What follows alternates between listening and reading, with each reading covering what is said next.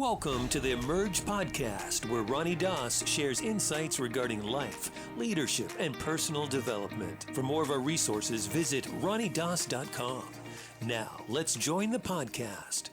Hi there, this is Ronnie Doss. My team and I are really excited that you decided to stop by. You know, I've spent the last decade working with individuals from all over the world to help them transform their thinking and enhance their life experience.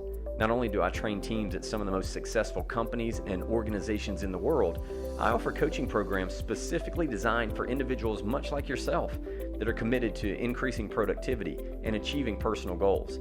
I've had powerful mentors along the way that have taught me principles that absolutely shifted how I was living my life, and those principles I want to share with you. My passion is people, and there's nothing more exciting than seeing a life transformed for the better.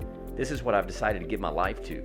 So hop over to ronniedoss.com to check out some of the video programs I personally designed to help you build stronger relationships, improve your communication skills, and develop an intentional mindset. I know these resources will assist you in finding a greater sense of purpose, staying focused on what matters, and breaking through old mental barriers. Get ready. This is your time. So I had a conversation with a guy that I really respect this past week, and we were just talking about all the issues that are happening around us in the world. You know, there's so many things that you can look at that seem to be very daunting. They seem to be very negative. They cause us to feel feelings of fear. You know, who's going to get sick? How bad is it going to be? What's going to happen to the economy? What's happening to our country? What's happening to our communities? And it's really easy to look at all those things and be so caught up in the fear that we, in a way, want to put our head in the sand. And when we put our head in the sand, we stop seeing the opportunities that lie within all these challenges, some of the adversity, some of the setbacks that are there, for us to create some solutions and to innovate our ways of doing business, innovate our relationships, innovate how we're living our life, and pushing the envelope a bit, even in the midst of a time when there's a lot of uncertainty. But one of the things that I believe is really cool is that when there's a lot of chaos happening, that's a perfect time to create a little bit more chaos in our own life by doing some things that maybe we hadn't been doing for a while and push the envelope a bit, take some risks, stretch ourselves just a little bit more than we normally would, and see what happens. Otherwise, we just keep doing the same old stuff, right? We're fearful, we're afraid, our vibration's low, our energy's down. We're not excited. We're not passionate about things. We're just looking to get through this terrible, rough, tough time. And I think we miss a lot of opportunities. And so I wanted to talk a little bit today very quickly about some of the reasons that I think we fail. And one of the reasons I think that we fail is because we're not looking for opportunities.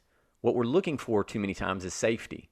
We're not making phone calls. We're not reaching out to people to see if we can help them with our product and our service and what it is that we do. What we're looking to do is to stay comfortable because there's so much fear, so much worry, so much anxiety out there, or it seems like that seems to be what's going on in our society so much that we don't want to be a part of that. So we just want to play it safe. And so we duck down, we hide ourselves, and we hide behind our relationships. We hide behind our politics. We hide behind our religion. We hide behind our friends. And don't get me wrong, there's times where that's okay. Maybe it's okay all the time, but I don't think that's going to produce the result that we all say that we want. And so I just want to share with you a few things that I believe causes us to fail and can keep us from really stretching towards what matters. First things first that causes us to fail very quickly is that we think that failure happens quickly. We think success is supposed to happen quickly. We think failure happens quickly. Both of those are wrong. Success doesn't happen quickly. It happens gradually. It happens over time. Overnight successes, they take a decade. Overnight successes sometimes take 2 decades, 3 decades. And then something happens and a person gets some wind under their wings. Then the winds of change happen. There's an intersection. All the stars line up. They've done the planning. They've done the preparation. They've done the work. And then something happens and they create success. And they're ready for it because they've spent the time investing it into what it is that they're doing, right? Success takes time. Know that. Stop being so hard on yourself. Give yourself some grace. Be kind to you. Encourage you. If you had a friend that came to you and said, hey, I've been doing this business for 10 years and I'm just not quite where I want to be, what would you say to them? Would you tell them to quit? Well, of course you wouldn't do that. You'd say, no, you got what it takes, man. You've just learned a lot, right? You can do this. Step in. Push harder. Go for it. You got this. You got a little more wisdom than you had before. Use it. Why don't you talk to yourself the same way? You see, success takes time, but also thinking that failure is going to happen quickly, well, it typically doesn't.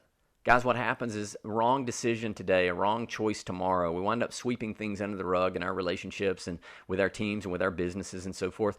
And something happens.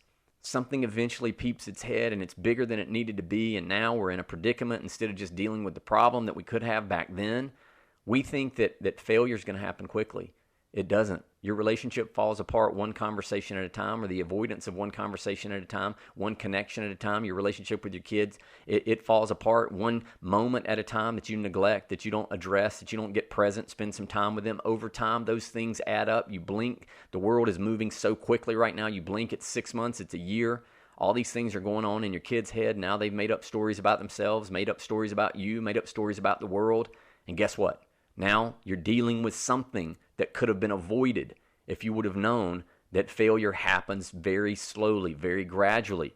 And the key is not to keep waiting just because of normalcy bias, but to do something different, okay? And so a key to success, or a key to not failing, is understand that most change happens very gradually. But you got to do the work today to make some change happen. Right? Start exercising a little bit today. Save a little money today, right? Start having tougher conversations today. Spend a little quiet time meditating, praying today. When? How much? I don't know, just a bit. And do it to a point where you're excited about doing it again the next day. And hold yourself accountable to that, right? Failure does not happen quickly. Here's the second thing that causes us to fail. You got too many expectations with too few agreements. Too many expectations, too few agreements. Agreements are the key to life.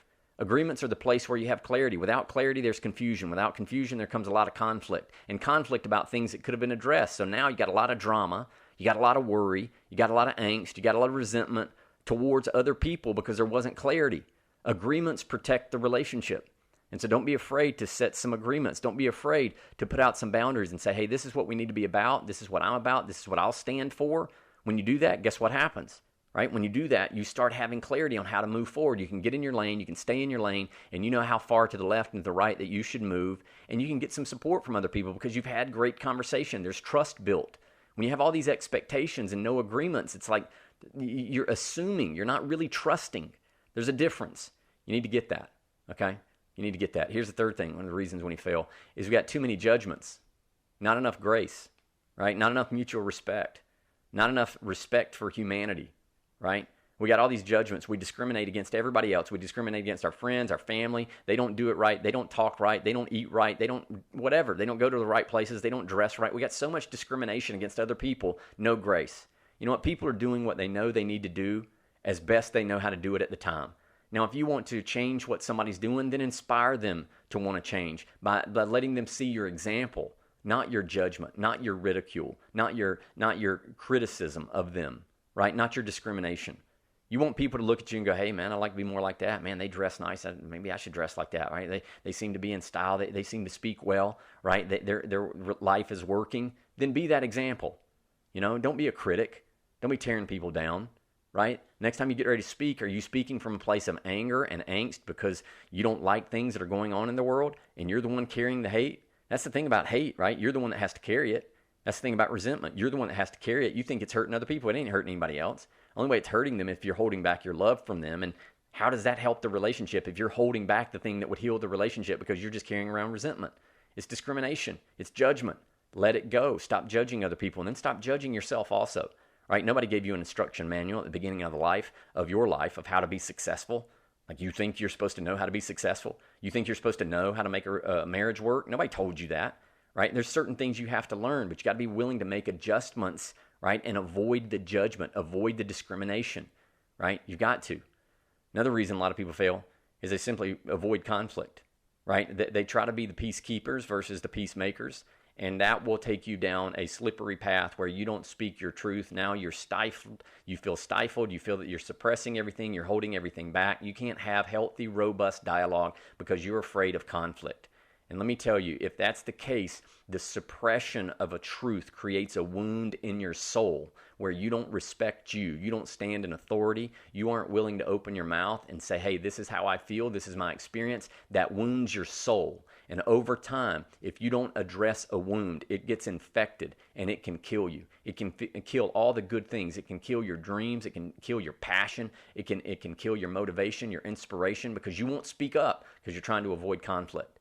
I would recommend you call it what it is, but learn to package it in a way and hold yourself accountable to saying the things that need to be said, right? You've got to be willing to address conflict. Have robust dialogue. Look at yourself in the mirror and be honest with yourself about what you see. Don't beat yourself up at all. No, but be honest. See, if you're going to beat yourself up, you're not going to be honest. If you're afraid you're going to get beat up by the person you're talking to, you're not going to be honest, right? You're not going to put it out there.